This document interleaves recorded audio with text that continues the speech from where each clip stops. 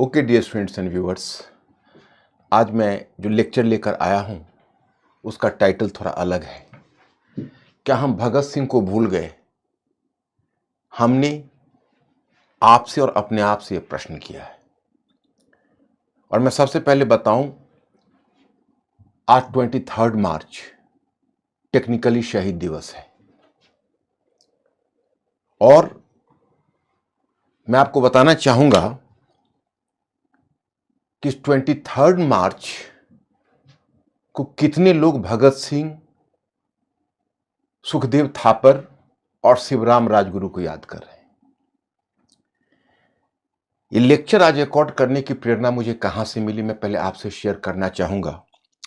सुबह सुबह मैं 4 न्यूज़पेपर देखता हूं। आज जब मैंने 4 न्यूज़पेपर खोले, सबसे पहले द हिंदू, फिर इंडियन एक्सप्रेस और इंडियन एक्सप्रेस के बाद तीसरा द इकोनॉमिक टाइम्स। तो इकोनॉमिक टाइम्स से मैं बहुत अपेक्षा भी नहीं करता कि भगत सिंह जैसे क्रांतिकारी को कवरेज दे। दैनिक जागरण एक हिंदी न्यूज़पेपर है जो अतिरिक्त राष्ट्रवादी होने का दावा करता है। कई बार हम इसके आर्टिकल्स और इसके अति राष्ट्रवाद से परेशान हो जाते हैं, लेकिन यहां भी मैंने भगत सिंह के विषय में कोई चर्चा नहीं पाई। आज 4 रिप्रेजेंटेटिव न्यूज़पेपर्स ऑफ इंडिया में मुझे तो नहीं मिला। मैंने उसको कम से कम 2 या 3 बार तलाशा। मुझे लगता है नजर का दोष तो नहीं होगा। तो मुझे फिर इस लेक्चर को रिकॉर्ड करने की प्रेरणा मिली और आज मैं भगत सिंह के विषय में कुछ मार्मिक प्रसंग आपसे शेयर करना चाहूंगा। क्योंकि जब आप भगत सिंह, आप या हम भगत सिंह को एक कहानी के विषय में पढ़ते हैं तो सियरली वे क्रांतिकारी लगते हैं, लेकिन जब आप उन्हें एक व्यक्ति के रूप में, अपने युग के दृष्टा के रूप में और रिवॉल्यूशनरी यानी क्रांतिकारी के रूप में देखेंगे तो भगत सिंह की एक नई तस्वीर आपको दिखेगी। अब चलिए कहां से आरंभ करें। मैं अपने एक अनुभव से आरंभ करता हूं, माय ओन एक्सपीरियंस। नॉर्मली क्या है कि मैं नॉर्थ दिल्ली में रहता हूं और जब मेरा सेंट्रल दिल्ली या साउथ दिल्ली जाना होता है तो मैं जिस रूट से आता हूं वह रूट राजनिवास, वहां नाम सिविल लाइंस का वो जगह है, जहां फेमस कुदसिया पार्क है।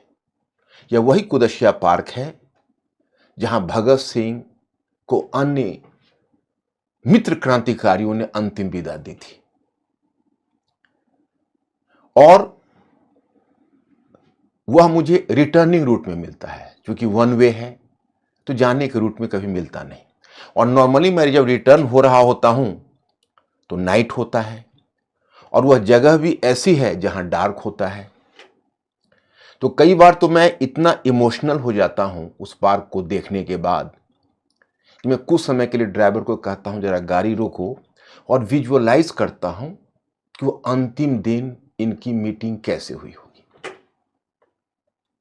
अब वहां पर आईएसबीटी है, वो पहले बहुत बड़ा पार्क हुआ करता था, बहुत बड़ा एरिया था, लेकिन अब चूंकि वहां पर अंतर्राष्ट्रीय बस अड्डा, अंतर्राज्यीय बस अड्डा बन चुका है आईएसबीटी, तो इस कारण से उसका पार्क का बहुत सारा पोर्शन अब अर्बनाइज हो चुका है, लेकिन अभी भी पार्क का वह बहुत सारा पोर्शन बचा हुआ है। एग्जैक्टली पता करना तो मुश्किल है कि भगत सिंह अपने क्रांतिकारियों के साथ कहां बैठे थे। वह दिन है 8 अप्रैल की। सेंट्रल चैम्बर यानी सेंट्रल असेंबली में बमबारी होने वाली है और उस बम फेंकने वाले एक बहुत ही कर्मठ वॉलेंटियर स्वयं भगत सिंह हैं, जो अगर HSRA Hindustan socialist Republican army अगर अपने आप में एक माला है तो भगत सिंह उसका बहुत ही कीमती आभूषण है। आर्म विंग के हेड चंद्रशेखर आजाद हैं। प्लान यह हुआ था कि 2 अनपॉपुलर बिल के अगेंस्ट में सेंट्रल असेंबली में बम फेंककर भारतीयों में जागृति पैदा की जाए एंड आइडियाज ऑफ रेवोल्यूशन को कॉमन पीपल तक पहुंचाया जाए। सेफ्टी बिल और ट्रेड डिस्प्यूट बिल। तो पहले जो 2 कार्यकर्ता चुने गए थे उसमें भगत सिंह का नाम नहीं था, बटुकेश्वर दत्त और रामशरण दास थे। इन्हीं दोनों को चुना गया था कि इस काम को अंजाम देंगे। चंद्रशेखर आजाद, पहले भगत सिंह का नाम आया था कि भगत सिंह जैसा कोई ऑरेटर नहीं है जो दूसरा वहां पर सेंट्रल असेंबली में उतना ओजस्वी स्पीच दे सके, उतना फायरी स्पीच दे सके और लोगों में वह कॉन्शसनेस पैदा कर सके।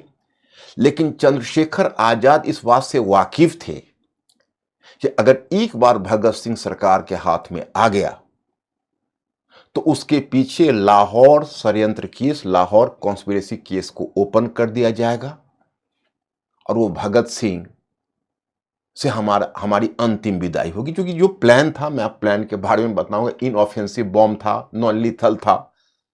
कुछ वर्षों की सजा होते हुए क्रांतिकारी वापस हो जाते, हालांकि वह कुछ वर्ष भी बहुत ज्यादा थे। लेकिन चंद्रशेखर आजाद समझ गए कि भगत सिंह वापस नहीं आएंगे, इसलिए उनका नाम हटा दिया गया। और जब उनका नाम हटा दिया गया तो सुखदेव ने अपना रिएक्शन दिखाया।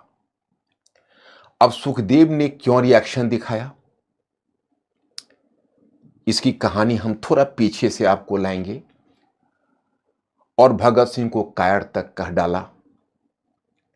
भगत सिंह ने स्वयं IHSRA पर प्रेशर डाला और चंद्रशेखर आजाद पर व्यक्तिगत प्रेशर डाला कि नहीं, मैं इस मिशन में जरूर जाऊंगा और मुझे इस मिशन में हर स्थिति में जाना है। चंद्रशेखर आजाद रोकते रहे, भगत सिंह नहीं माने। वही अंतिम दिन 8 अप्रैल का है जब हुआ कि चलो हम लोग कम से कम अंतिम बार पिकनिक मना लेते हैं साथ।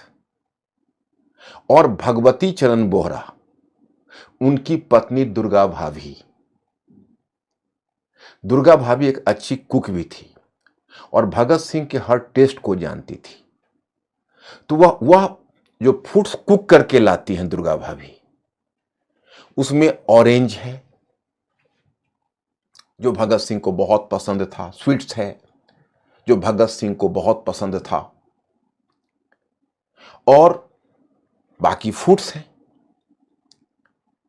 तो उस पार्क में तय हुआ कि हम 4 लोग मिलेंगे कुरैशिया पार्क में, जो नॉर्थ दिल्ली में है।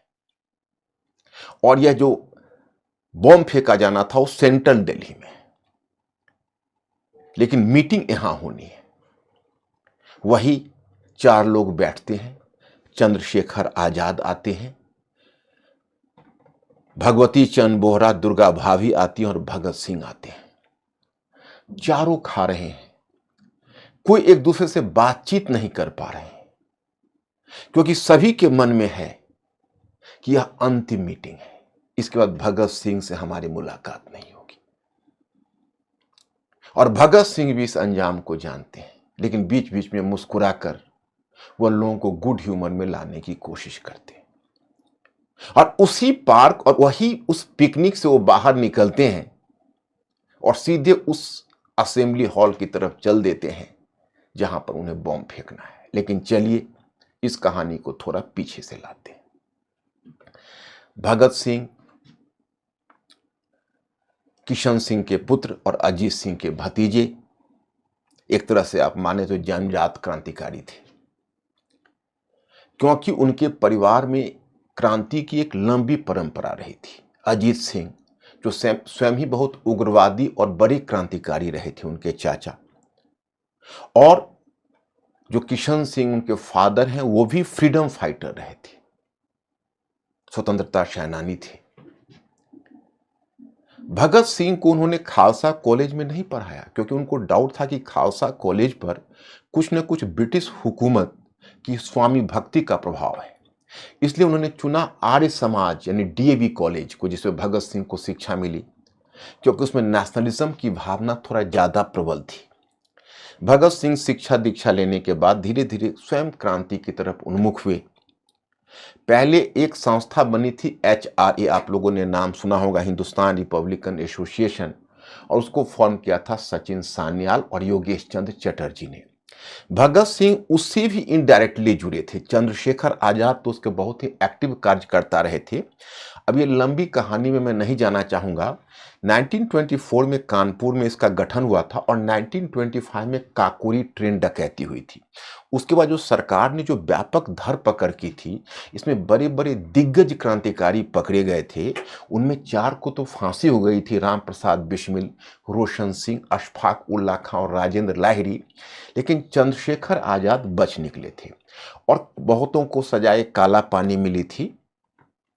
और सजाए काला पानी में स्वयं आप जानते हैं सचिन नाथ सान्याल भी गए थे और उसी में रामशरण शर्मा भी गए थे काकोरी ट्रेन डकैती में।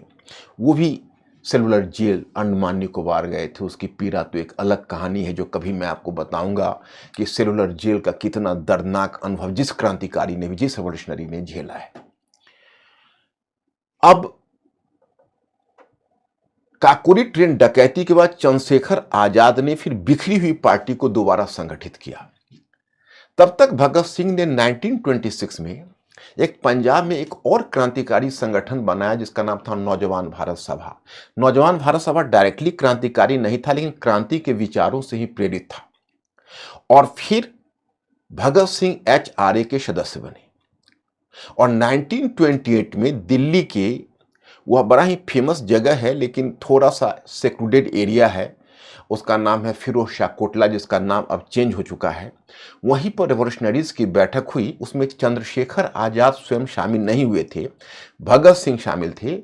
तो भगत सिंह ने जिद की कि इसका नाम एस लगा दिया जाए, HSRA, Hindustan socialist Republican army. अब एस लगाने में कुछ मेंबर्स को आपत्ति थी क्योंकि उसमें समाजवाद को थोड़ा सा शक की निगाह से देखा जाता था। और इसके जो संस्थापक रहे थे सचिन नाथ सान्याल, वो सचिन नाथ सान्याल ने समाजवाद का अध्ययन किया था, but he was not impressed with socialism and he was having a sense of aloofness from socialism. उनके लिए सोशलिज्म कोई इंस्पायरिंग चीज नहीं थी। लेकिन भगत सिंह ने जब इंसिस्ट किया तो अंत में उस संगठन का नाम HSRA पड़ा। खैर, आगे घटना कुछ ऐसी हुई कि 1928 में ही यह संगठन बना है और 1928 में ही 3 फरवरी को साइमन कमीशन उतरा इंडिया में। और जहां भी साइमन कमीशन जाता रहा, काले झंडे से उसका स्वागत हुआ। और इसी क्रम में आपको पता होना चाहिए, जब वो 30 अक्टूबर को लाहौर से गुजर रहा था तो एक मॉब को लीड करते हुए बहुत ही वरिष्ठ रेस्पेक्टेड लीडर लाला लाजपत राय आए। उन्होंने साइमन कमीशन बाइकॉट मूवमेंट को के कमान को संभाला और काले झंडे से उसका स्वागत किया। पुलिस ऑफिसर जो सुपरिटेंडेंट ऑफ पुलिस था, उसका नाम था स्कॉट। उसने आदेश जारी किया कि बेरहमी से लाठी चलाओ और उसके साथ असिस्टेंट सुपरिटेंडेंट ऑफ पुलिस था सैंडर्स, उसने भी लाठी चलाने का आदेश दिया। लेकिन मुख्य रूप से स्कॉट के आदेश पर लाला लाजपत राय को निशाना बनाया गया और उन्हें इतना बेरहमी से मारा गया कि 17 नवंबर 1928 को लाला लाजपत राय का डेथ हो गया। लाला लाजपत राय का डेथ कोई साधारण सी घटना नहीं थी। 3 दशक से 3 डेकेड से इंडियन पॉलिटिक्स में वो एक्टिव रहे थे और उन्होंने एक बहुत लंबे समय तक राष्ट्रीय आंदोलन का लीड किया था। और वैसे रेस्पेक्टेड लीडर को और उसने वरिष्ठ लीडर को इतना बेरहमी से, एक अपराधी से भी बदतर स्थिति से मार दिया जाना, यह राष्ट्र के लिए कलंक था। अब यही आप समझिए कि उस समय तक तो चित्तरंजन दास का डेथ तो बहुत अर्ली हो चुका था 1925 में ही, लेकिन चित्तरंजन दास की विधवा थी जो उनकी विडो, उन्होंने नारा दिया। उन्होंने कहा, मैं पूछना चाहती हूं अपने इंडिया के युवाओं से कि लाला जी जैसे वरिष्ठ नेता को जिस तरह से पुलिस ने घसीट कर सड़क पर मार डाला, उसके लिए हमारे युवा क्या कर रहे हैं? इसी तरह हाथ पर हाथ रख के बैठेंगे या इसका कोई प्रतिशोध लेने की कोशिश करेंगे। अब डायरेक्ट अपील आप समझ सकते हैं कि एक महिला के द्वारा, वरिष्ठ और भी रेस्पेक्टेड महिला के द्वारा, बस एक सीक्रेट बैठक हुई, और ये सीक्रेट बैठक हुई, ये घटना आप जानते हैं कि 17 नवंबर को उनका डेथ हुआ, और इसके शीघ्र बाद 4 क्रांतिकारियों की बैठक हुई लाहौर में। बैठक हुई भगवती चंद बोहरा के घर पर। भगवती चंद बोहरा उसमें लाहौर में नहीं थे, वह स्वयं कलकत्ता में थे, लेकिन उनकी वाइफ दुर्गा देवी ने, यानी दुर्गा भाभी ने कमान संभाला, और उसी समय सुखदेव, चंद्रशेखर आजाद, भगत सिंह और शिवराम राजगुरु, वो सभी वहां एकत्रित हुए। तय हुआ कि इसको अवेंज किया जाएगा, इसका प्रतिशोध लिया जाएगा, छोड़ा नहीं जाएगा, क्लीन चिट नहीं निकल सकता स्कॉट। अंत में जो प्लान बना, उस प्लान के अनुसार मास्टरमाइंड सुखदेव होगा, सुखदेव प्लान करेगा असैसिनेशन का, और भगत सिंह और राजगुरु, शिवराम राजगुरु इस घटना को अंजाम देगा। भगत सिंह निशाना बनाएगा और राजगुरु भगत सिंह को कवरेज देगा, और चंद्रशेखर आजाद और रिटर्निंग टीम जो वहां से निकलेगा फास्टली, जो चंद्रशेखर आजाद पूरी टीम को कवरेज देंगे। एक क्रांतिकारी था, सबसे यंगर था, जयगोपाल, उसको डिप्यूट किया गया कि वह पहचान करवाएगा स्कॉट की, और वह इस बात पर नजर रखेगा कि स्कॉट कब आता और कब जाता है। क्रांतिकारी पहुंचे अपने डेस्टिनेशन पर, बस जो पुलिस हेडक्वार्टर था, पुलिस हेडक्वार्टर के बगल में एक डीएवी कॉलेज था, वहीं से निकलकर भागना था। स्कॉट उस दिन नहीं आया, और जो आइडेंटिफायर गया था, जिसको आइडेंटिफाई कराना था, वह गलत आइडेंटिफाई कर दिया। पुलिस ऑफिसर सैंडर्स निकल रहा था, और जब मोटर बाइक पर बैठ रहा था तो उसने इशारा कर दिया यही स्कॉट है। जब भगत सिंह स्पॉट पर मारने पहुंचे तो भगत सिंह ने पहचान लिया, लेकिन भगत सिंह रुक नहीं सकते थे, क्योंकि उससे पहले शिवराम राजगुरु ने फायर ओपन कर दिया और 1-2 गोलियां चला दी। तब भगत सिंह ने भी सैंडर्स को किल करने के बाद सीधा वहां से भागे। वहां से जब वो निकल रहे थे तो पीछे से एक पुलिस कांस्टेबल ने पीछा कर दिया। उस पुलिस कांस्टेबल का नाम था चानन सिंह। अब इन क्रांतिकारियों के लिए बहुत मुश्किल हो गई, किसी इंडियन को मारना नहीं चाहते थे, लेकिन चानन सिंह रोकने के लिए तैयार नहीं था। अंत में फिर शिवराम राजगुरु ने चानन सिंह को गोली मारी। पहले काफी रिक्वेस्ट किया कि तुम इंडियन हो, हम इंडियन ब्लड नहीं बहाना चाहते, प्लीज आप रुक जाओ, लेकिन इसके बावजूद भी जब चानन सिंह ने अपनी गति नहीं रोकी तो इन्होंने चानन सिंह को, राजगुरु ने गोली मार दी। अब घटना हुई, सीधे ये लोग ये डीएवी कॉलेज में गए, वहां से हॉस्टल का वॉल को क्रॉस करके इन लोगों की साइकिल पहले से ही वहां मौजूद थी, साइकिल पर बैठे निकल लिए, और वहीं पर इन्होंने एक इश्तहार छोड़ दिया कि सैंडर्स इज डेड, क्योंकि तब तक तो भगत सिंह पहचान चुके थे। पहले नाम लिखा गया था स्कॉट का, उसका नाम काट कर दिया गया Sanders is dead and Lala Lajpat Rai is avenged, मतलब कि सैंडर्स की हत्या हो चुकी और लाला लाजपत राय की प्रतिशोध का बदला ले लिया गया। इस तरह से एक घटना हुई। अब इसके बाद लाहौर से निकलना था, यह अपने आप में टेढ़ी खीर थी। अब यह कैसे संभव होगा कि हम लाहौर से निकल जाएं, क्योंकि लाहौर से निकलना कोई हंसी खेल नहीं थी। पुलिस की चप्पे चप्पे में पुलिस बैठी हुई थी, और सबसे बड़ी बात है कि जिस समय गोली चली और एक क्रांतिकारी निकले, सुखदेव तो स्पॉट पर नहीं थे, वो तो मास्टरमाइंड थे। स्पॉट पर थे भगत सिंह, राजगुरु और चंद्रशेखर आजाद। तो उस समय जब ये अंजाम दे के भाग रहे थे तो बहुत सारे लोगों ने इनका फेस भी देखा था। और मैं आपको बताऊं कि इसमें प्रसिद्ध उर्दू शायर फैज अहमद फैज ने भी इस घटना के चश्मदीद गवाह थे। लेकिन फैज अहमद फैज कभी भी आई विटनेस बनने वाले नहीं थे। उनके तो दिल में पहले से ही देशभक्ति कूट-कूट कर भरी हुई थी।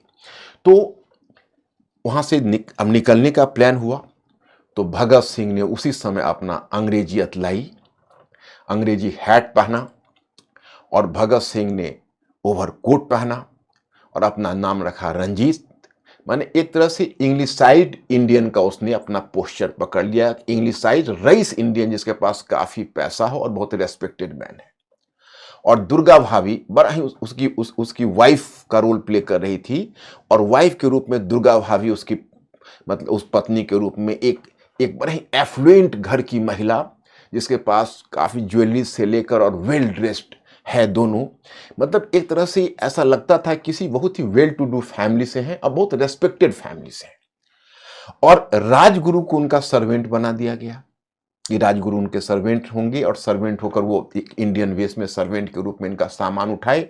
और दुर्गा भाभी का एक 3 वर्ष का बच्चा था, उसको गोद में लिए हुए राजगुरु निकला। पूरे लाहौर स्टेशन पर पुलिस की चौकसी थी, लेकिन जिस समय भगत सिंह निकल रहे थे अपने फैमिली के साथ, किसी ने टोका नहीं, किसी को जरा भी शक नहीं हुआ। फर्स्ट क्लास कंपार्टमेंट में अपनी हैसियत के अनुकूल जाकर बैठे और उनके नौकर के रूप में जो शिवराम राजगुरु हैं, उन्होंने अपना सामान वगैरह रख के वो 3rd क्लास कंपार्टमेंट में चले गए, जो उस समय नौकर और मालिक के बीच संबंधों के जो नियम थे उसके अनुसार। अब बात रह गई चंद्रशेखर आजाद कैसे निकले। तो उस समय था कि एक तीर्थयात्री का बहुत बड़ी टोली जा रही थी। चंद्रशेखर आजाद एक तीर्थयात्री बनकर उसी टोली में शामिल हो गए। इस तरह से यहां से यह फैमिली निकला। अब जाना था भगत सिंह और दुर्गा भाभी। भगत सिंह का नाम था रंजीत और दुर्गा भाभी का नाम था सुजाता। अब दोनों यहां से निकले अगर डायरेक्ट कलकत्ता, क्योंकि उनको जाना तो कलकत्ता था, लेकिन लाहौर से कलकत्ता जाने वाली ट्रेन, चूंकि दोनों हॉटबेड ऑफ कह सकते हो कि रिवॉल्यूशनरी पॉलिटिक्स था, तो इसलिए लाहौर से कलकत्ता जाने वाली ट्रेन का बहुत ज्यादा कार्डोनिंग ऑफ हो रहा था, बहुत ज्यादा उसको सुपरवाइज किया जा रहा था। वो बिल्कुल ही डायरेक्ट सर्वे के अंदर था। तो इससे बचने के लिए ये लोग पहले उसे लखनऊ स्टेशन पर आकर उस ट्रेन को छोड़ दिया और फिर लखनऊ से दूसरे ट्रेन को पकड़कर यहाँ से कलकत्ता पहुंचे। कलकत्ता में पहले से ही भगवती चंद बोहरा थे, तो दुर्गा भाभी अपने फैमिली के साथ मिल गई और भगवती चंद बोहरा के घर, और दुर्गा भाभी और भगवती चंद बोहरा बच्चा ये सब सेटल हो गए। इधर भगत सिंह यहाँ से एक डीएवी के टेम्पल में गए और वहाँ पर जाकर इन्होंने, चूंकि इनका डीएवी पहचान तो पहले ही पुरानी पुश्तैनी पहचान थी, इस आधार पर वहाँ पर इन्होंने अपना एक सेटअप ले लिया और वहीं रहने लगे। उस समय एक हरियाणवी बिजनेसमैन था जिसका नाम था छज्जू राम। तो छज्जू राम ने उस समय इकोनॉमिक असिस्टेंस में आर्थिक सहायता दी इन क्रांतिकारियों को। तो भगत सिंह वहां से पंजाब निकल गए और भगत सिंह पंजाब निकल गए। अब तय हुआ कि भाई कहां अब क्रांतिकारी मिले, क्योंकि सैंडर्स की हत्या कोई साधारण घटना नहीं थी, यह सीधा अथॉरिटी और ब्रिटिश अथॉरिटी को सीधा चैलेंज था, इसलिए चौकसी काफी बढ़ा दी गई थी। तब ये सब चले आए आगरा। आगरा में इन्होंने 2 फ्लैट, कोई आप कह सकते हैं 2 हाउसेस को हायर किया और धीरे धीरे क्रांतिकारी वहां इकट्ठे होने लगे। वहां सुखदेव, शिवराम राजगुरु, सुखदेव थापर, भगत सिंह और चंद्रशेखर आजाद पहुंच गए। और फिर कुछ जो एचआरए के पुराने मेंबर्स थे, जैसे आप समझ सकते हैं आप कि रामशरण दास अभी सेलुलर जेल से छूट कर आए थे। ताज्जुब की बात यह है कि जो एक बार सेलुलर जेल का दर्द झेल लिया, वो सेलुलर जेल में जाने के नाम से उसके रोंगटे खड़े हो जाएंगे। लेकिन फिर रामशरण दास सेलुलर जेल की सजा काट के आए थे काकोरी ट्रेन डकैती में, और उसके बावजूद वो आके उस ग्रुप को ज्वाइन किया। जतिन दास, जो सचिन नाथ सान्याल के असिस्टेंट के तौर पर काम कर चुके थे, एक लंबा एक्सपीरियंस था,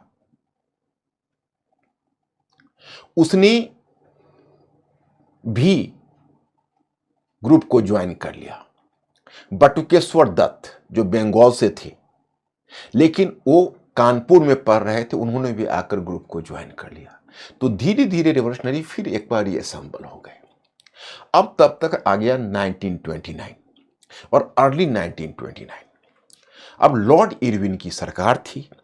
लॉर्ड इरविन की सरकार ने तय किया कि दो बिल को इंट्रोड्यूस किया जाए और यह दोनों बिल एक तरह से इंडिया की पर्सनालिटी पर एक धब्बा था, या आप कह सकते हैं कि इंडिया का सेमी डेमोक्रेसी के ऊपर एक तमाचा था।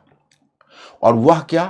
तो एक था पब्लिक सेफ्टी बिल। उस बिल को लागू होने का मतलब था कि किसी को किसी समय गिरफ्तार किया जा सकता था और उसके सहारे किसी को भी कभी भी दबाया जा सकता था। पुलिस ज्यादती कितनी बढ़ जाती उसका अनुमान नहीं। और दूसरा था trade dispute bill. Trade dispute bill में जो ट्रेड यूनियन है उस पर पूरी तरह से कमान कस दिया गया कि ट्रेड यूनियन एक्टिविटीज प्रैक्टिकली बंद हो जाए इंडिया में। अब इन दोनों बिल को लेकर, जबकि भारत में इतने दिग्गज नेता थे, इंडियन नेशनल कांग्रेस थी, इसके अलावा बहुत सारे सोशलिस्ट एंड कम्युनिस्ट पार्टीज काम कर रही थी, यहाँ पर आप समझ सकते हो कि बहुत सारे मॉडरेट लीडर्स भी थे, लेकिन खुलकर कोई भी आवाज नहीं उठा रहे थे। तब HSRA ने तय किया कि हम लोगों में कॉन्शसनेस लाएंगे, हम इस बिल के विरुद्ध जागृति लाएंगे और यह बलिदान मांगता है, इसमें हमें अपने वॉलंटियर्स को सैक्रिफाइस करना पड़ेगा, माने उनको स्वेच्छा से गिरफ्तारी देनी पड़ेगी, लिफलेट्स बांटने होंगे, इनऑफेंसिव बॉम्ब फेंकने पड़ेंगे, वहां पर कमोशन क्रिएट करना पड़ेगा, फिर कोर्ट का सहारा लेकर अपने विचारों को लोगों तक पहुंचाना होगा। वो अब आ जाइए उस प्रकरण पर जो मैंने शुरू में शुरू किया। इसी क्रम में मैंने कुदशिया पार्क का विवरण दिया था। अब दो व्यक्तित्व चुने गए, जैसे मैंने आपको बताया कि एक बटुकेश्वर दत्त, दूसरा रामशरण दास की इस काम को अंजाम देंगे। पहले भगत सिंह का नाम आया, लेकिन जो भगत सिंह का नाम है उसको बाद में हटा दिया गया।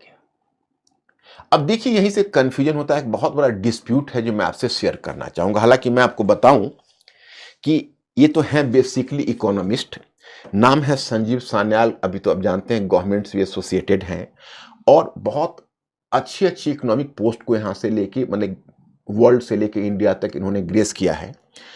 लेकिन इन्होंने जो हिस्ट्री में रुचि दिखाई, इंटरेस्ट, रेवोल्यूशनरीज, इनका जो बुक है रेवोल्यूशनरीज, मैं कहता हूं कि किसी को भी अगर इंडियन रेवोल्यूशनरीज के बारे में बहुत क्यूरियोसिटी हो, इस बुक को पढ़ सकते हैं। इसका टाइटल ही है रेवोल्यूशनरीज, और इस बुक में अगर पूरा टाइटल आप कहेंगे तो पूरा टाइटल है revolutionaries the other story of how India won it's freedom. Sanjeev Sanyal हैं, इन्होंने बड़ा ही इस घटना का विवरण दिलचस्प दिया है और काफी विस्तार से दिया है। लेकिन इन्होंने सुखदेव और भगत सिंह के डिस्प्यूट को बड़ा ही ठंडे वे में चलता कर दिया है। ये डिस्प्यूट को उन्होंने कोई बहुत बड़ा अंजाम नहीं दिया है, मैंने उसको बहुत ज्यादा तरजीह नहीं दी है। वो डिस्प्यूट को इन्होंने कहा कि भाई इनको सुखदेव ने कायर बोल दिया भगत सिंह को, भगत सिंह बर्दाश्त नहीं कर सके और भगत सिंह ने अंत में इंसिस्ट किया चंद्रशेखर आजाद और HSRA पर कि मैं इस मिशन पर जाऊंगा। लेकिन मैंने बहुत सारे सोर्सेस से पढ़े, हालांकि मैंने एस इरफान हबीब की भी बुक पढ़ी इनकलाब, उसके बाद इस पर मैंने एक ऑस्ट्रियन ऑथर की भी बुक पढ़ी। तो भगत सिंह पर तो ऐसे मैंने काफ़ी बुक पढ़ी, लेकिन जो मेन स्ट्रीम में जो भी बुक लिखी गई है उसने इसके बारे में कुछ खास नहीं कहा है। अब इसके बाद जिन अन्य सोर्स से हमें पता चला है उसमें एक है जैसे राजशेखर व्यास हैं, जो बेसिकली पत्रकार हैं और लेखक भी रहे हैं। तो उन्होंने एक तरह से कहो तो बुक, या आप उसको लार्जर ऐसे कह सकते हो कि मैं भगत सिंह बोल रहा हूं, तो उसमें उन्होंने भगत सिंह के प्रेम कहानी के विषय में या भगत सिंह और के सेंस ऑफ लव के विषय में एक झलक दी। उन्होंने कहा कि देखिए ऐसा है कि भगत सिंह की पर्सनालिटी ऐसी थी जो कुछ लड़कियां भी खिंचाती थी, उसी में कोई ऐसी खूबसूरत लड़की थी जो भगत सिंह से प्रभावित होकर HSRA को ज्वाइन कर लिया था और HSRA के करीब आ गई थी और भगत सिंह उसके प्रति सॉफ्ट थे। तो जब भगत सिंह का नाम उस मिशन से निकाला गया असेंबली से, तो इसी पर सुखदेव को ऐसा हुआ कि भगत सिंह को जीने की चाहत हो गई है।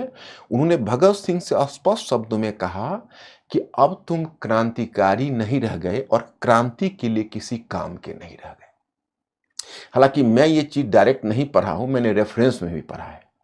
क्योंकि मैं मेन स्ट्रीम बुक पढ़ता हूँ और बहुत सारे बुक, जैसे अब कुलदीप नैयर की मैंने एक बुक, दूसरी बुक पढ़ी है, लेकिन जो बुक का मैं अभी रेफरेंस दे रहा हूँ, जिस पर कुलदीप नैयर ने ये बात लिखी हुई है, जो रेफरेंस में मुझे मिला है, I have not my self has gone through the book, तो वो है सरफरोशी की तमन्ना, भगत सिंह का जीवन एवं मुकदमा।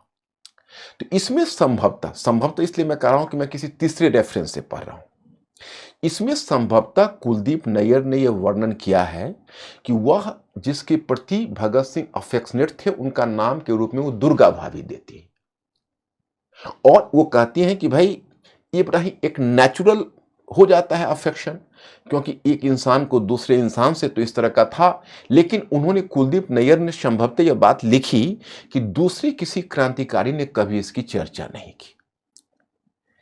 अब देखिए, हम दुर्गा भाभी का नाम तो नहीं कर सकते, इसका कोई एविडेंस तो है नहीं, ये तो एक चलता हुआ कहीं ना कहीं एक रेफरेंस को एक और दूसरा दे रहा है। लेकिन हम आपको एक दूसरा एविडेंस दे सकते हैं।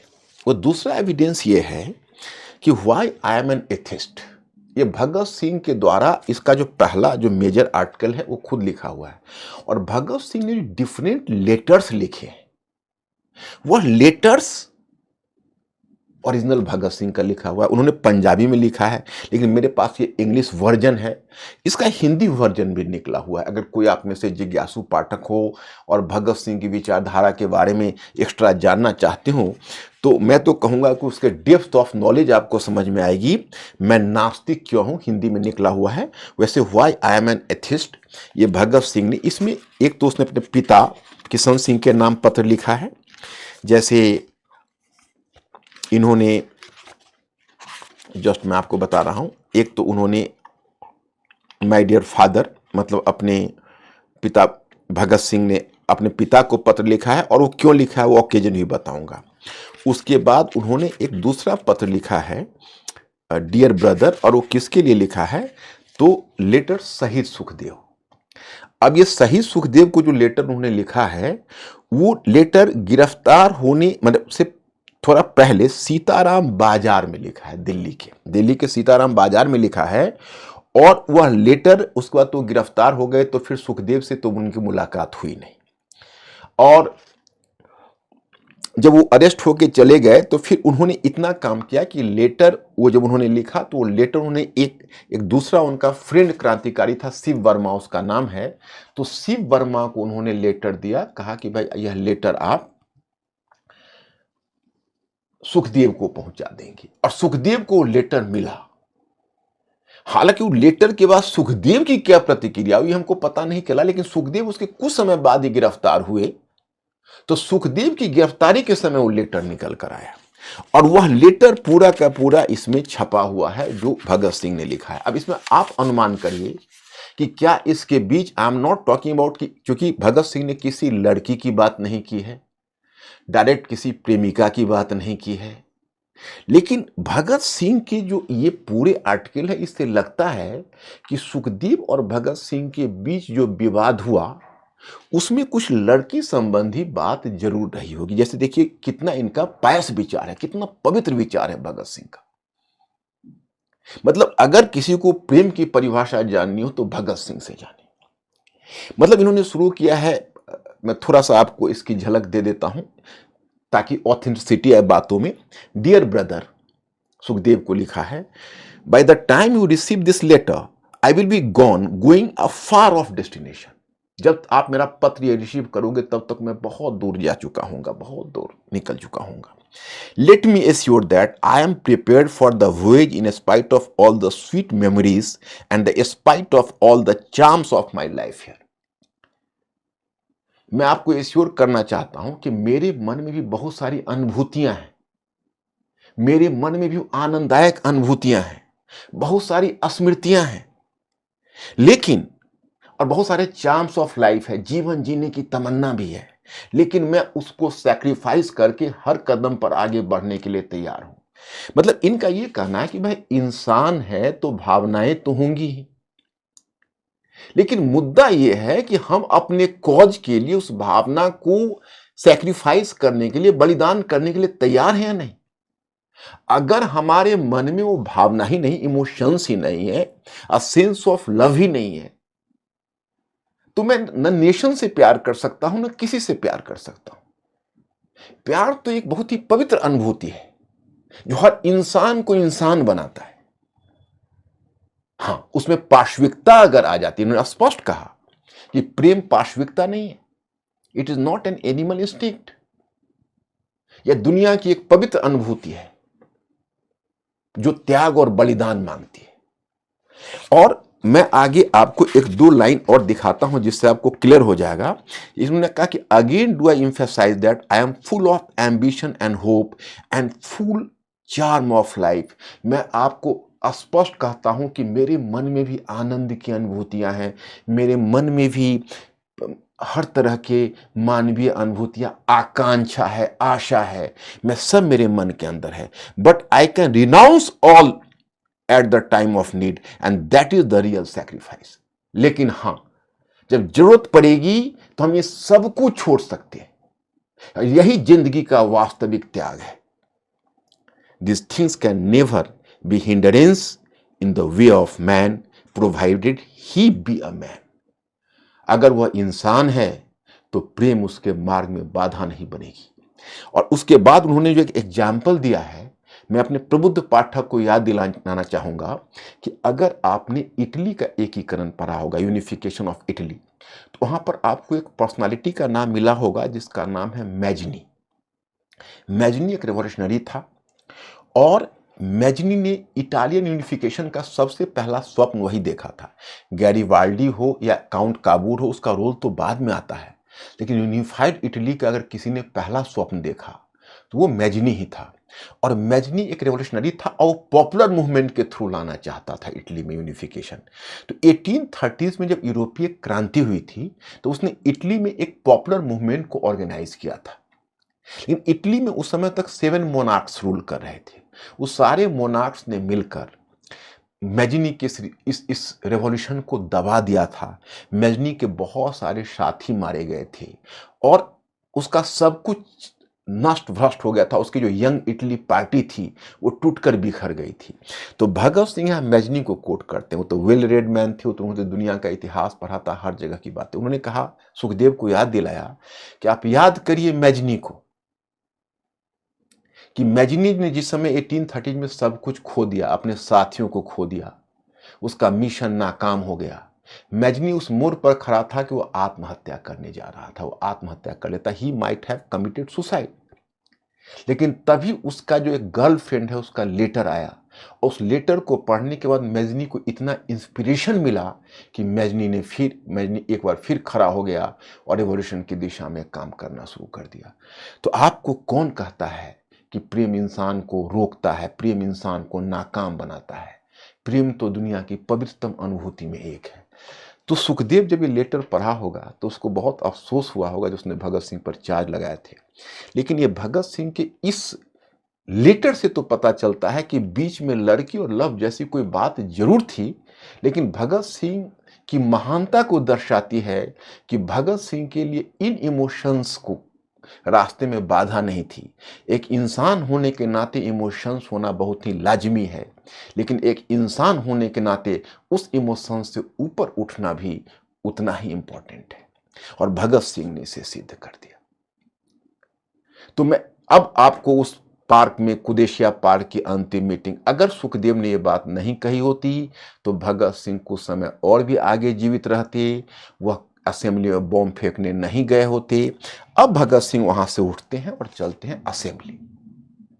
असेंबली में पहले से ही बटुकेश्वर दत्त उनका इंतजार कर रहा है। वैसे मैं आपको बताऊं कि 8 अप्रैल को इन्होंने बॉम्ब फेंका है और 6 अप्रैल को ये ड्राई रन ऑलरेडी कर चुके थे। मतलब वहां पर इनका जाना हो चुका था, ड्राई रन हो चुका था। ये दोनों जाके पब्लिक, एक गैलरी होती थी, एक तो आप जानते हैं मेंबर्स की सीटें होती है, एक पब्लिक गैलरी होती है, उस पब्लिक गैलरी में जाकर ये बैठ चुके थे 6 को, और वहां से बिल्कुल ही सुरक्षित निकल चुके थे। तो इस बात का एहसास तो इनको हो ही चुका था कि कोई समस्या नहीं, हम वहां प्रवेश कर सकते हैं और सफलता पा सकते हैं।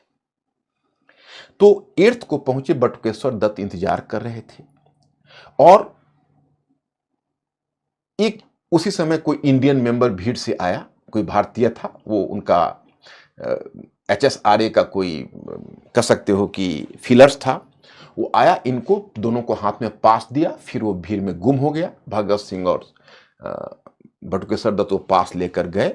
इन दोनों के पास लोडेड रिवॉल्वर था और बम था। बम नॉन लीथल था। बम ऐसा बनाया गया था कि आवाज बहुत ज्यादा करे लेकिन किसी की कोई क्षति ना हो।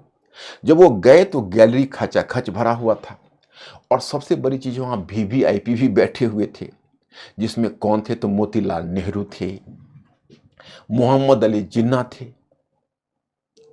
और मदन मोहन मालवीय थे, और मैं आपको बताऊं कि जॉन साइमन भी थे। और भगत सिंह पहले गए और जाकर गैली में बैठा और एक बार मौका देकर पहले भगत सिंह ने एक बार बम फेंका, एक जोर से धमाका हुआ, और धमाका हुआ लोग जब तक समझ सकता था तब तक बटुकेश्वर दत्त ने बम फेंका।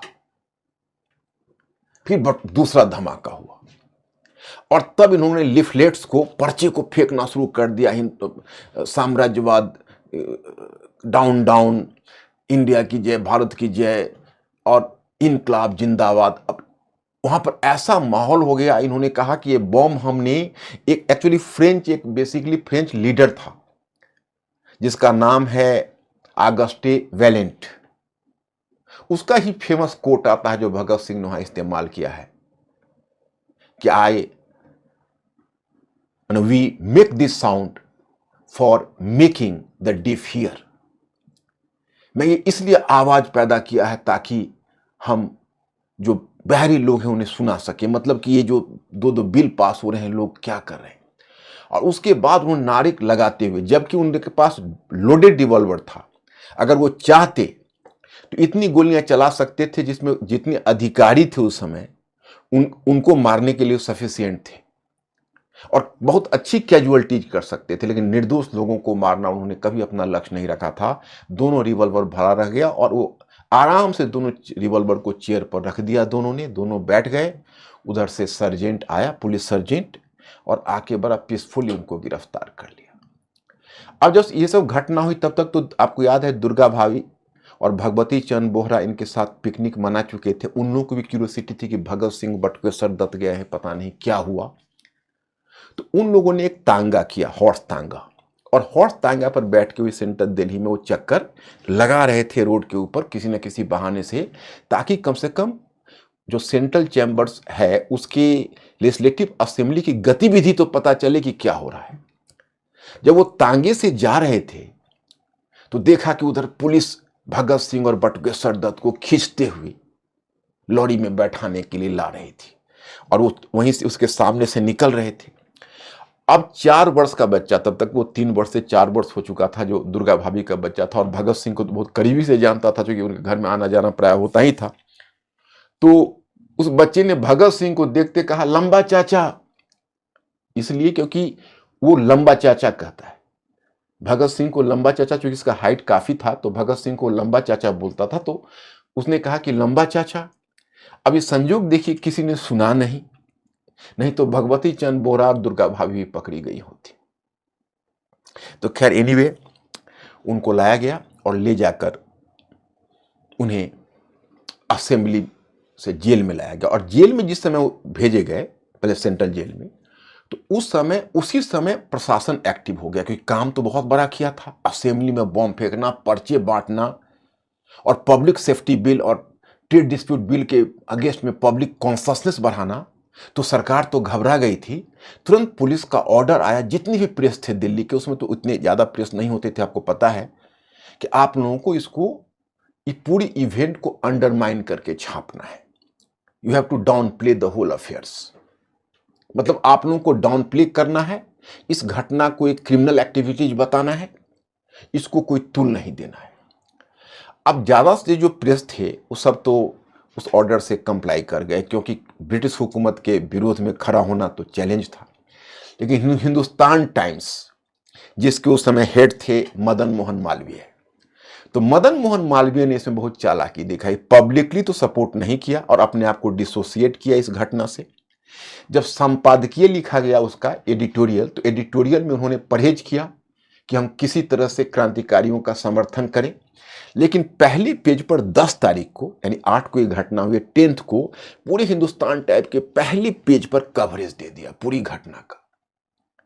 वो कवरेज मिलते ही गवर्नमेंट तो थर्रा गई, और जिसी समय हिंदुस्तान टाइम्स ने हिम्मत की तो और कई समाचार पत्रों ने हिम्मत कर दिया। बस ये पूरी घटना फैलने, पूरी घटना के विषय में, वारदात के विषय में चारों तरफ फैलने लगी, और कम से कम जो इंटेलेक्चुअल सोसाइटी इंडिया का है उसमें कॉन्सेंसस आने लगा कि भाई ये यंग लड़का बटुकेश्वर दत्त और भगत सिंह ने इतनी बड़ी घटना का अंजाम दिया है और उसने इस तरह से इस बिल के अगेंस्ट में आवाज उठाई है। अब सबसे बड़ी बात थी उनका फोटोग्राफ। इन दोनों क्रांतिकारियों ने क्या किया था, 4 तारीख को कश्मीरी गेट में एक रामनाथ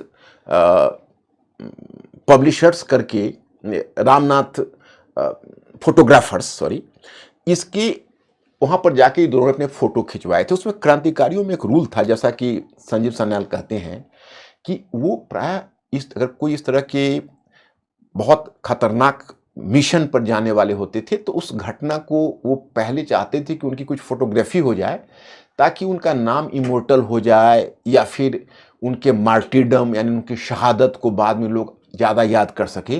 तो 4th को इन दोनों ने फोटो खिंचवाए थे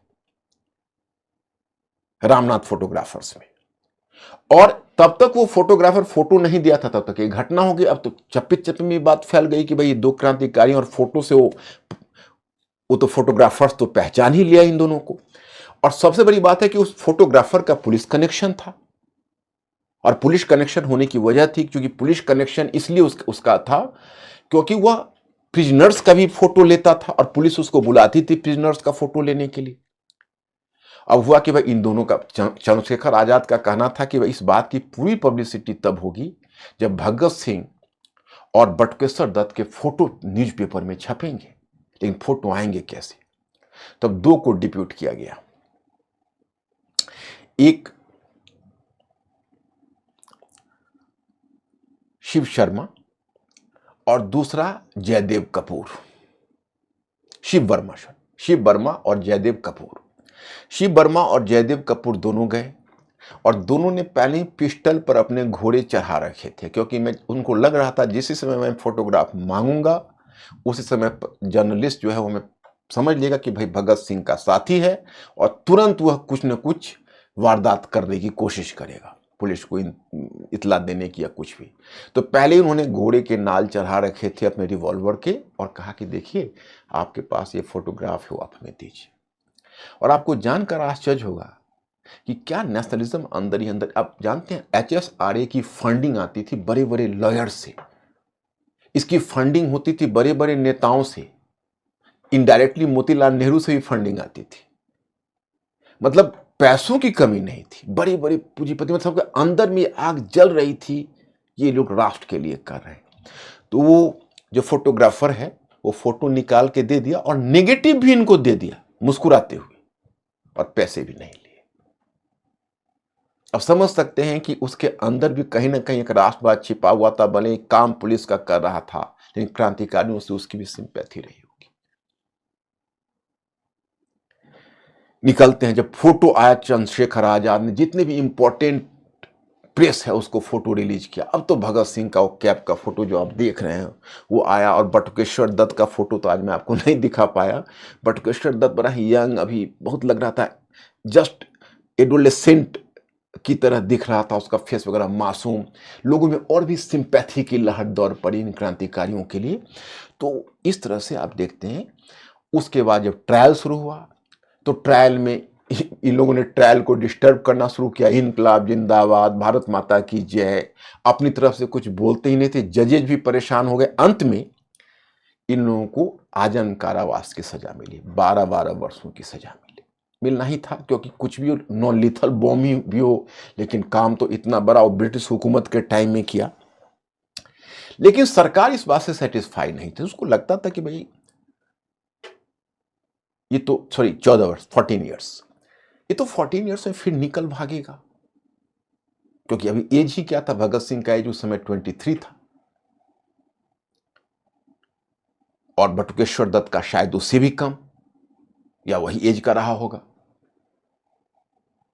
तो सरकार सेटिस्फाई नहीं थी। सरकार चाहती थी कि नहीं, भगत सिंह को क्लीन चिट तो नहीं निकलने देंगे, लाहौर में कुछ तो हुआ है, सैंडर्स मर्डर केस में इसका हाथ है, लेकिन हमारे पास एविडेंस नहीं है।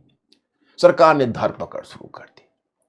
लाहौर में जगह जगह जब छापा मारा तो वहां से कई जयगोपाल बरामद हो गया, जिसको स्कॉट को पहचानना था। वहां से शिवराम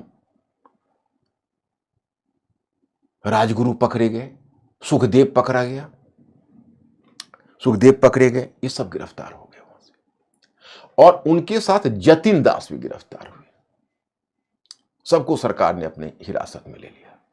तो उसमें सबसे बड़ी चूक हुई कि जय गोपाल पर जो भरोसा था कि वे उसको पहचानने के लिए, और सबसे यंगस्टर था वो पुलिस के सामने टूट गया और मुखबिर बन गया। और जिस समय वो आई विटनेस बना, उसी समय अब तो भगत सिंह पर लाहौर कॉन्स्पिरेसी खुल गई। और कॉन्स्पिरेसी खुलने का मतलब है सुखदेव, भगत सिंह और राजगुरु, इसको तो डेथ सेंटेंस मिलना तय हो गया। सबसे बड़ी बात यह है, और उसमें मैं आपको बताऊं कि एक और क्रांतिकारी है, उसका नाम है जितेंद्र नाथ। वो जितेंद्र नाथ कौन है? तो सचिन सान्याल के छोटे भाई। तो जितेंद्र नाथ भी गिरफ्तार है। और जब कोर्ट प्रोसेस शुरू हुआ तो सबसे पहले शिवराम राजगुरु ने खड़ा होकर कहा कि मैं इस कोर्ट को नहीं मानता, मैं इस प्रोसेस को नहीं मानता, जो एक स्पेशल जो ट्रिब्यूनल हमारे लिए जो गठित किया गया है उसको हम नहीं मानते, क्योंकि हम गवर्नमेंट के लीगल प्रोसेस में विश्वास नहीं करते। ये सरकार हमारी नहीं है, ये सरकार बिल्कुल ही एक फॉरेन गवर्नमेंट है जिसने हमारे यहाँ के लोगों को दबा रखा है, और इसके पूरा जो लीगल प्रोसेस है वो फॉल्स है, जिसमें हमारा कोई भरोसा नहीं। मैं आपको बताऊं कि जब भगत सिंह को लीगल प्रोटेक्शन देने के लिए जब एडवोकेट खड़ा करना चाहा तो भगत सिंह ने विरोध किया। मैं आपको बताऊं कि इसी में आप एक घटना पढ़ेंगे जो मैंने किसी दूसरे लेक्चर में आपको बताया कि जब भगत सिंह की रिहाई के लिए, मतलब भगत सिंह की रिहाई के लिए सिफारिश जब करनी की इनके पिता ने, तो भगत सिंह ने अपने पिता के नाम जो पत्र लिखा है, वो पत्र पढ़ के आपके रोंगटे खड़े हो जाएंगे कि कोई इतना भी डेयरिंग हो सकता है। ये डेथ डिफाइंग हीरोइज्म जो भगत सिंह में है। उन्होंने अपने पिता को कहा, पिताजी आप जानते हैं, माय फादर, कि हमारे और आपके विचारों में कभी कोई संगति नहीं रही।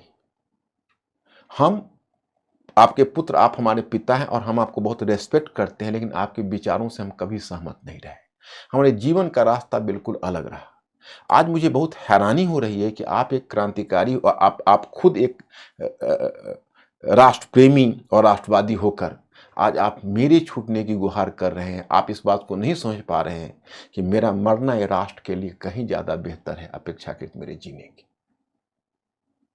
क्योंकि उनका ये मानना था भगत सिंह का कि मेरा जो सैक्रिफाइस होगा वो लाखों युवाओं में फिर जोश भरेगा, और एक भगत सिंह का डेथ होगा तो लाखों भगत सिंह खड़े हो जाएंगे। तो ये था भगत सिंह का हीरोइज्म। और पूरे कोर्ट प्रोसेस को इन्होंने डिनाई कर दिया। इन्होंने कोई लॉयर नहीं रखा, ना उसने कहा कि भाई आपका ये यूनिलैटरल है और ये चले। इतना ही नहीं, अंत में जब 7 अक्टूबर 1930 को जब उन लोगों को जजमेंट दिया गया और डेथ सेंटेंस का, और पहले 24 मार्च की तिथि को तय की गई थी, 24 मार्च को। और उस समय मैं बताऊं कि एक लेटर आपको और बड़ा ही आश्चर्यजनक लगेगा। ये सबसे जो भगत सिंह का लास्ट लेटर इसमें दिया है, डोंट हैंग अस, शूट अस, हमें फांसी मत दो, हमें गोली मार दो। ये भगत सिंह का इनका तर्क क्या है मैं आपको बताता हूं। ये Bhagat Singh last letter of petition to expedite the order of his execution. और यह लेटर उन्होंने किसको दिया है? तो गवर्नर को दिया है। और गवर्नर को क्या कहा, मैं बस 2 लाइन आपको बताना चाहूंगा कि to the Punjab governor sir, with due respect we beg to bring to your kind notice the following, that we were sentenced to death on 7th October 1930 by a British court LCC tribunal constituted under the Special Lahore Conspiracy Case Ordinance promulgated by the HE, the Viceroy, the head of the British government of India, and that the main charge against us was that of having waged war against HM King George, the King of England. मैंने इन्होंने कहा कि देखिए हमें king of England जो HM king George है, हम पर चार्ज लगाया गया है कि हमने किंग के अगेंस्ट में एक युद्ध छेड़ दिया है, तो हम वॉर प्रिजनर हैं, हमारे साथ आप वॉर प्रिजनर जैसा बिहेव करिए। आपने ट्रिब्यूनल क्यों बनाया? आप लीगल सिस्टम के तहत हमें क्यों ले रहे हैं? वॉर प्रिजनर को फांसी नहीं दी जाती है, वॉर प्रिजनर को गोली मारी जाती है। अपने आर्मी ऑफिसर्स को कहिए आए और हमें गोली मार के इस घटना को अंजाम दे। यह था भगत सिंह का डेथ डिफाइंग हीरोइज्म। तो अब भारत में सिंपैथी की लहर तो चलने लगी, चारों महकमों से सुभाष चंद्र बोस, जवाहरलाल नेहरू भी सिंपैथाइज कर रहे थे। गांधी जी का भी इसमें एक सेपरेट लेक्चर देख लेना, गांधी जी की दुविधा में बताऊंगा। तो चारों तरफ से गवर्नमेंट पर तो दबाव पड़ने वाला था, और गवर्नमेंट चूंकि इतने हाई प्रोफाइल प्रिजनर थे भगत सिंह कि फांसी, उसके एग्जीक्यूशन का प्रोसेस भी क्रियान्वित करना गवर्नमेंट के लिए मुश्किल था। 24 मार्च की तिथि तय थी, लेकिन जल्दबाजी में गवर्नमेंट ने 23 मार्च को ही इनको हैंग कर दिया और इनके डेड बॉडी को जैसे तैसे अधजला करके और कई पार्ट में बांट के और जेल के पिछले वॉल के में होल बनाकर, छेद बनाकर और पीछे से निकाला ताकि कोई देखे नहीं, और सतलज नदी के किनारे उसको अधकचरा करके जला दिया।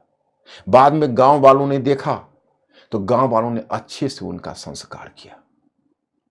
वह क्षेत्र बाद में पाकिस्तान में पड़ गया, लेकिन इंडियन गवर्नमेंट भगत सिंह वगैरह को लेके काफ़ी नॉस्टैल्जिक थी, तो उसने यही किया कि भाई भगत सिंह और सुखदेव थापर और राजगुरु के सम्मान के लिए कि भाई वह पाकिस्तान की सरकार से वार्ता की और 1961 में 12 गांव के बदले वह क्षेत्र इंडियन गवर्नमेंट ने ले लिया और वहाँ पर एक नेशनल मार्टियर, एक मेमोरियल बनाया इंडियन गवर्नमेंट ने 1968 में। लेकिन 1971 में जो वॉर हुआ था, उस वॉर में फिर एक बार पाकिस्तान आर्मी ने उसको डेमोलिश कर दिया था। तो फिर 1973 में जब जुल्फिकार अली भुट्टो से भारत का समझौता हो गया था, शिमला एग्रीमेंट वगैरह, तो फिर इंडियन गवर्नमेंट ने वहाँ पर जाकर 1973 में फिर दोबारा उसको रिबिल्ड किया। तो इस तरह से इनको सम्मानित करने का प्रयत्न किया। तो मैं इनके बारे में यही बताना चाहूँगा।